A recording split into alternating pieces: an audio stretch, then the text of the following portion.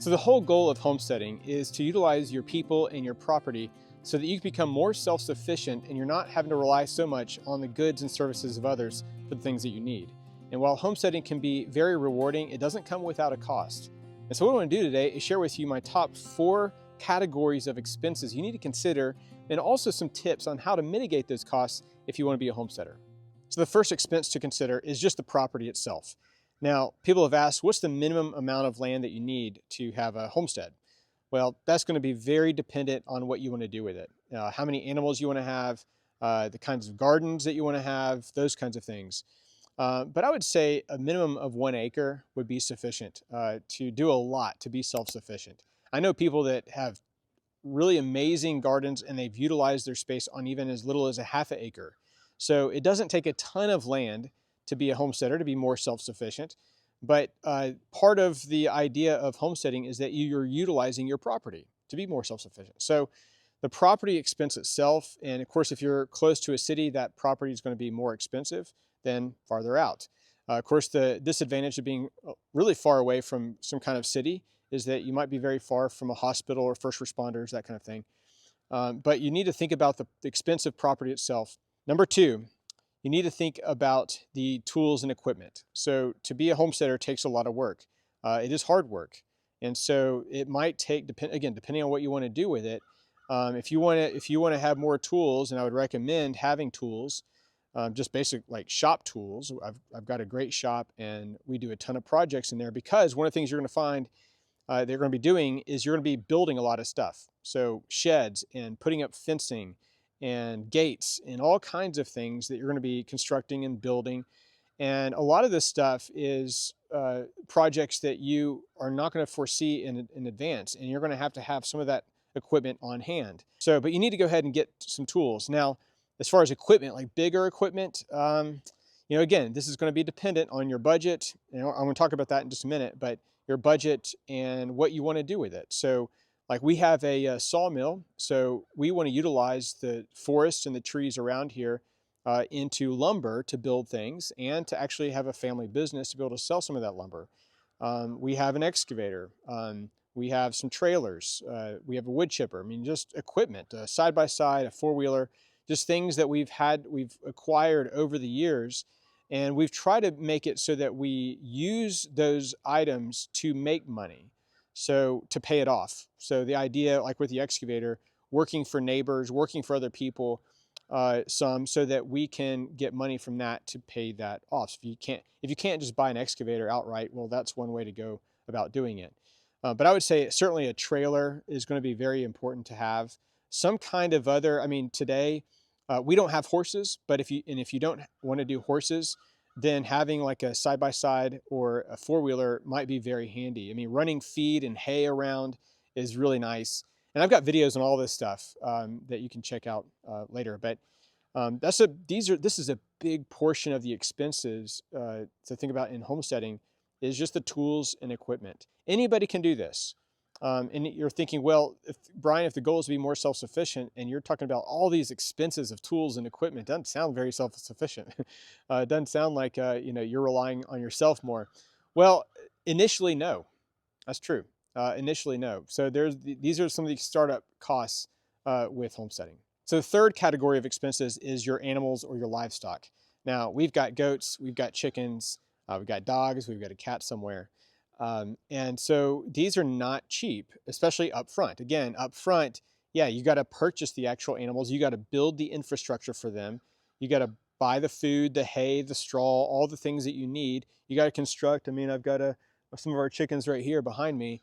And, to build what we call a chickshaw, move them around, to build that, it took a little bit of money to do that. So you got to think about those upfront costs. I mean, I think there's this idyllic vision of just wanting to be a homesteader and have this life that's easy. It's not easy. It definitely is not easy. It takes a lot of work. I mean, every day there's chores of collecting eggs and feeding the goats and milking the goats, and there's the vet issues you got to think about. So those are all costs you got to factor in with, especially with animals. Now the idea long term with animals is that you are getting something from them. So with the chickens, obviously eggs, but also they take care of your bugs, your ticks. They fertilize, they help your garden. So in the wintertime, which is right now, they're in the garden, so they're fertilizing our garden. We're about to take them out of there, move them somewhere else, and then so this will be ready for planting soon.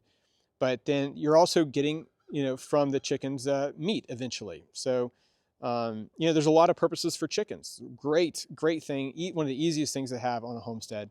But other livestock, if you want to do pigs, if you want to do goats like we have, you want to get something from them. But you don't want to have your expenses far exceeding your income from them and what they're providing you.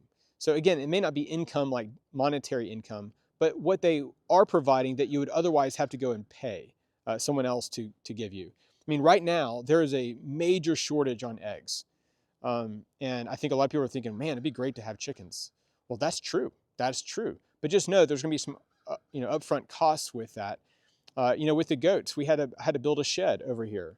We have to have some kind of, we have to have hay for them, especially in the wintertime. Now, again, you can have them graze and do other things other times a year, but what about food? You got to think about all of that, those expenses when you're thinking about animals. Now, the fourth category of expenses is related to the garden and your produce. And that's going to be the cheapest of all these expenses that I've listed so far. But it's going to take some work and effort and cost initially, especially if you have deer or rabbits or other animals that could eat all of your produce. And we've got dogs as well that could just kind of roam through. We don't want that to happen. So what we have done is we built some fencing around this area behind me is a garden. And so, to buy the fencing and to put that up and buy the posts. Now with a sawmill, we can make our own posts and make some of the lumber for that kind of thing now. But you got to think about those expenses, and then the seeds and the work to put in the seeds and fertilizer if you're using that. Now we just use a deep mulch method. So we just make some wood chips. You can buy those. Again, that's another expense maybe, but buy wood chips. They break down into compost, and that's great for the soil. It doesn't dig up anything, so we don't till in our garden. And it's just loamy, wonderful, rich, dark soil, and we can just dig your fingers in there, pull up all these worms and everything. So that really helps us with cost because we don't have to buy, compost or mulch or anything like that. But you might have to do that depending on what kind of garden you want to do. But I would recommend heirloom quality. That way you can save your seeds. You don't have to buy new seeds every year. But let me give you some tips on how to maybe mitigate some of these costs. And the first is simply to budget. You never know how much you're spending every month until you actually track it. And so we have a daily budget from every dollar, Dave Ramsey's every dollar. And so we track every single dollar, and it really helps us set goals on our expenses. So that's one thing I'd highly recommend is that you and your wife, or if you're a woman watching, your husband or whoever, your family, that you would all get on the same app, the same page with a written budget that you can actually say, all right, here's what we have to spend for this month. So that's one big thing. A second thing is to make sure that everyone in your family is actually helping out. You don't want, let's say a husband and wife and two of your children to be helping out with the homestead and one person to just be sitting on the couch all day. No, everyone's helping. My kids do all the animals. I don't do any daily work with the animals. Now, if an animal has to be processed for some reason, or if something has to be built, well, that's where I come in.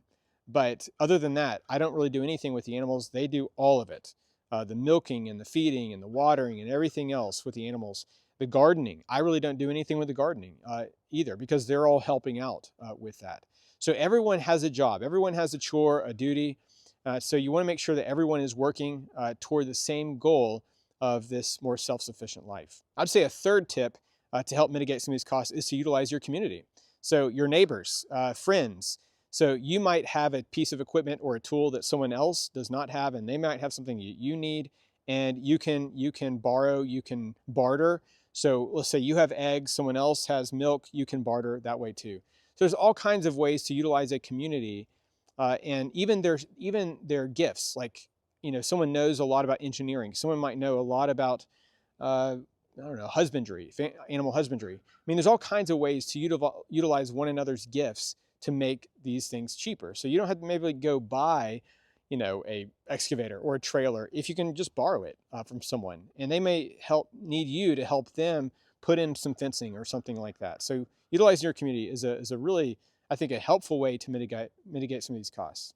Well, this has been helpful for you today, and if you want to be more self-sufficient, more self-reliant, enjoy the peace of being on a piece of property and growing your own food and having your own animals. There's something very satisfying and rewarding about that whole life, for sure, and I wouldn't trade it for the world. But to consider these kinds of expenses and these costs is very important when making a plan to do so. If you've not already done so, please consider hitting that like button and subscribing to the channel. We appreciate you and your support for us, and we'll see you in the next video.